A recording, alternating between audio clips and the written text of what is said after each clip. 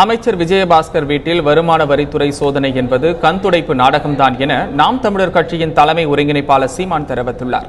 இது தொடர்பாக தந்தி டிவிக்கு அவர் அளித்த பிரத்யேக பேட்டியை தற்பொழுது பார்க்கலாம். இன்றைய தினம் பணப்பட்டுவாடா செய்ததாக சந்தேகத்தின் பேரில் ஆளுங்கட்சி அமைச்சர் விஜயபாஸ்கர் வீட்டில் வருமான வரித்துறையினர் சோதனை நடத்தி வராங்க. அதை பற்றி அமைச்சர் வீட்டில் வருமான வரி சோதனை என்பது அதை இந்த மாதிரியான செயல்கள் நடப்பது அநாகரிகமாக அடித்து கொண்டு ஒருத்தர் பணத்தை கொடுத்து அரசியல் செய்கிறாரு, இன்னொருத்தர் பணத்தை தூக்கிட்டு ஊர்வலமாக வர்றாரு.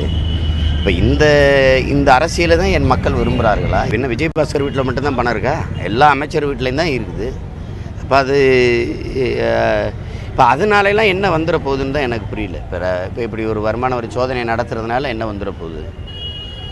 நாங்கள் என்ன நினைக்கிறோன்னா, இது போன்ற அரசியலையே முற்று முழுதாக ஒழிச்சிடணும்னு நினைக்கிறோம். இதெல்லாம் ஒரு வெற்றி நடவடிக்கை, ஒரு என்ன சொல்கிறது, மக்களை ஏமாற்ற ஒரு சடங்கு. இது சும்மா ஒப்புக்கு, ஒரு கந்துடைப்புக்கு நடக்கிற நாடகம் மாதிரி தான் எனக்கு தோணுது.